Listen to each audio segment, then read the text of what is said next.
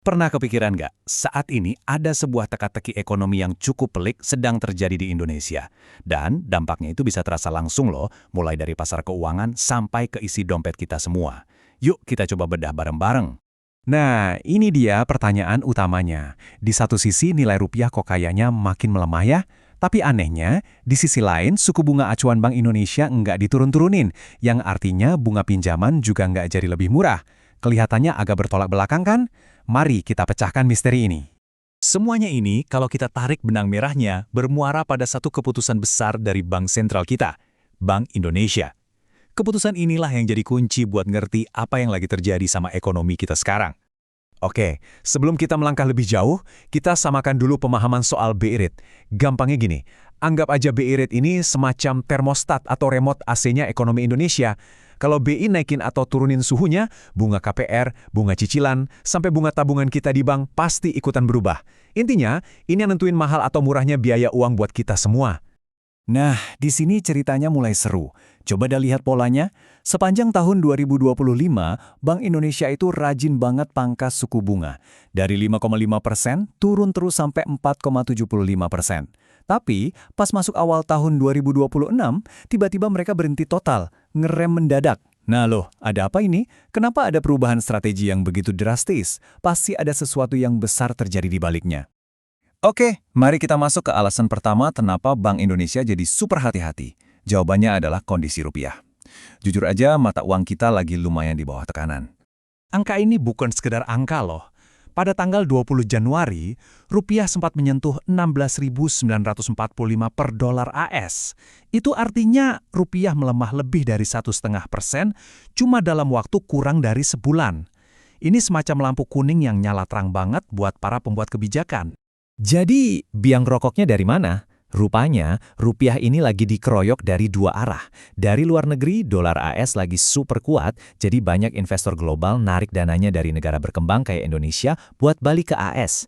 Nah, dari dalam negeri sendiri, permintaan dolar juga lagi tinggi banget, plus ada sedikit kekhawatiran pasar soal anggaran pemerintah dan independensi bank sentral. Dan ini bukan cuma asumsi loh. Pengamat pasar seperti Pak Ibrahim As-Suaibi juga bilang hal yang sama. Intinya, ini bukan masalah yang penyebabnya cuma satu. Ini adalah gabungan dari banyak sekali faktor yang rumit, baik dari luar maupun dari dalam. Kalau tadi rupiah adalah alasan pertama, nah ini dia alasan kedua yang jauh lebih dramatis, yang bikin Bank Indonesia nggak punya pilihan selain menahan suku bunganya. Ibaratnya, ini adalah tamu tak diundang yang tiba-tiba muncul dan bikin heboh. Coba kita lihat grafiknya. Di bulan Desember 2025, inflasi kelihatannya masih adem ayem, di angka 2,92%. Terkendali kan? Tapi coba lihat apa yang terjadi cuma dalam 2 bulan. Di Februari 2026, angkanya loncat tinggi banget, ke 4,76%. Ini bukan sekedar kenaikan, ini adalah lonjakan yang sangat tiba-tiba dan mengejutkan. Nah, lonjakan inflasi yang mendadak ini benar-benar mengubah semua perhitungan. Kenapa? Karena tugas utama dan pertama dari Bank Sentral itu adalah menjaga stabilitas harga. Jadi, angka inflasi setinggi ini udah kayak alarm kebakaran yang bunyinya kencang sekali. Biar lebih kebayang, Bank Indonesia itu punya zona nyaman untuk inflasi, yaitu di rentang 2,5% plus minus 1%, atau gampangnya antara 1,5 sampai 3,5% lah. Angka 4,76% itu jelas udah di luar pagar, jauh banget dari target aman mereka. Jadi kalau mereka nekat menurunkan suku bunga sekarang, itu ibaratnya kayak nyiram bensin ke api inflasi yang lagi berkobar. Sangat berisiko. Oke, kita udah bahas gambaran besarnya dari rupiah sampai inflasi. Sekarang pertanyaan yang paling penting, terus apa artinya ini semua buat uang kita? Nah, disinilah bagian menariknya. Ternyata, situasi seperti ini justru menciptakan tantangan sekaligus peluang yang tak terduga. Ini dia peluangnya. Justru karena suku bunga BI lagi ditahan tinggi, ada perbedaan yang mencolok banget soal imbal hasil tabungan Anda. Kalau kita taruh uang di deposito bank konvensional, paling dapat sekitar 2,5 sampai 3,5%. Sekarang bandingkan, suku retail dari pemerintah bisa menawarkan sampai 5,9%. Atau bahkan deposito di bank digital yang bisa kasih imbal hasil sampai 8,25%. Jauh banget kan bedanya? Tentu saja, setiap pilihan ada plus minusnya. Anda mau yang paling aman? Bank konvensional jawabannya. Tapi ya, imbal hasilnya standar. Mau yang imbal hasilnya paling tinggi? Bisa lirik bank digital. Tapi pastikan suku bunganya tidak melebihi batas yang dijamin oleh lembaga penjamin simpanan atau LPS. Atau mau yang sangat aman karena dijamin langsung oleh negara dan imbal hasilnya kuat? Ada sukuk. Tapi uang Anda harus diinepin dulu selama beberapa tahun. Nah, Tinggal pilih strategi mana yang paling pas buat Anda.